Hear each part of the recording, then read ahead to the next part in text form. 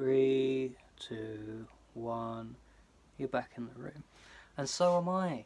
And what we've got now is a pretty good looking, vintage looking, not the brand, vintage looking Hofner bass. It's quite bright. Hang on. There you go. You can see a bit more of the work that I've done. So the last couple of stages that maybe I should have filmed.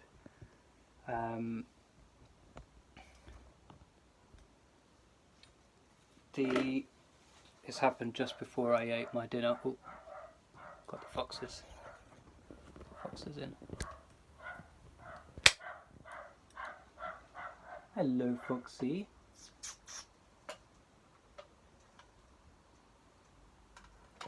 He doesn't realise, but there's some food on the path for him. I doth lay a trap. That's my fox. His name is Bobek, and our other fox. We kind of share these foxes, me and the lady there. Strange creature. Strange creatures that we are. We have foxes. We keep wild foxes in our garden. They live on the shed actually. They sleep above. And we feed them. And they have names. Lovely. I love my life. Here we go. Oh, I really do love my life, by the way. I also hate it. I hate people. Okay, let's move on.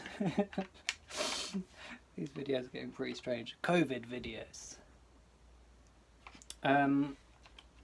So, the pickguard has been sprayed with vintage tint amber nitrocellulose.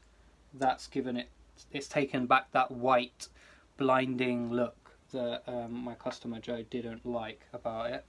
And also I've sprayed the same thing here on the switch cover, but also I've sprayed some tobacco nitrocellulose, clear, clear tobacco, sprayed here, here and here, just to accentuate. You can't see that well because of the lighting, but there is kind of like a subtle gradient to everything, which just gives the impression that something's been played in a bar with tobacco smoke for a lot of its life, like these 60s basses were. The metals, as you've seen in the last video, they're looking great. Oh god, nothing is visible because of the light right above the phone camera, and this is where I have to have the camera. There you go. So acid has done its magic, and something that was quite shiny and quite new looking before is now rusted a bit subtly. You can see fits in with the look of the guitar. Now I've still got a lot of work to do. We need to do the backs and the back and the sides. It's going to essentially get the same treatment. It's just going to sand back to a smooth satin sheen. We're going to use our blade to cut into the lacquer running down, or rather on the maple we'll probably do a cross, because lacquer nearly always follows the grain of the wood. I don't know if you know that, but the reason why you get checking is because of the impression of the wood beneath it, and that's why the cold temperatures shatter it in that way. One of the reasons why it shatters in that way. I also need to address the frets, the edges here. As I said earlier, they've got to be rounded over. I've got to stain and oil the board. I'm going to stain the board so it's slightly darker. This looks okay, it's just it's got that really modern vibe of like a kind of medium light rosewood colour, and well, I want something that's dark. It's got to kind of look like it's something that just can't be built anymore. Really dark rosewood, really old looking body. The other thing that's happened that we did in the earlier video is spray black nitrocellulose on the headstock. Now of course, because it's a Relic, we haven't got to worry about like some of the sanding marks that you can see coming through that thin layer of nitro. We just want it to be black, and it is black, and we're going to add in the decal when it arrives, either tomorrow or the day after, and then we're going to spray that with satin clear.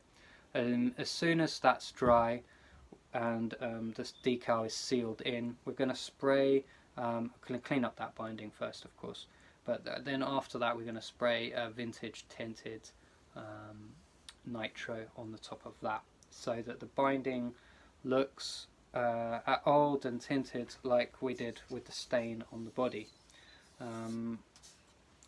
The other thing that I'm going to do next is sand back the neck here. None of these things I can really show you in a video because they're just kind of obvious.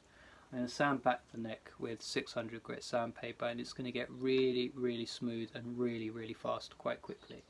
Warm soapy water, just, you know, back and forth, you know. And we've got to do the same thing that we did here, the chipping and the chunks removed from the edges and the bottom here. Bang, it's okay, it's a Relic. We've got to do that to the headstock. The headstock is calling me, it's possessed, it's saying do it naturally, smash me into the ceiling. But no, I will come in with the Dremel and just do that neatly. You know, you can see here we've already got it, it's already had some life issues in space, and we're just going to blend all of that in, bring it all together. I'm going to round all of the edges of the board as well, because it's still got that new kind of angled feel to it, which is just lame and kind of painful to play in around all of that over.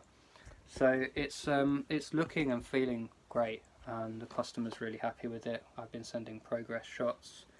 I'm going to get it all together, get it set up, stain the board, as I said, all of these other things. I'm going to try and aim to do that in the next few hours. Obviously the decal's not going to be here today, so it won't be finished today, but tomorrow or the next day will be pretty much there. And that is how you Relic a Hofner bass guitar. Oh, there is one thing I was going to do. Let's do that. Because I do feel a bit strange. I've done a lot of the processes off camera. What I've got here is something that you can just buy in Wilko's. It's beeswax, and it's tinted to look like aged pine. Now, what I started doing with this is rubbing it into basically the whole of the guitar, letting it build up in the cracks and everything like that, the scratches that we've made. It gives a brown kind of worn in appearance to that as well, but it also gives it a kind of like, it brings everything together, and it gives it a kind of shine. Once you rub it in and then rub it back, you kind of get this like wax on, wax off idea with it. It also adds a little bit of, it mutes, so the ebony stain that I've watered down and has gone into the cracks, and then wipes back with a clean towel. Sponsored by Plenty, the only kitchen roll that I use. That's going into the cracks now, and it's just muting that black a bit. It's just browning it out a bit, because you don't want something that's kind of shocking.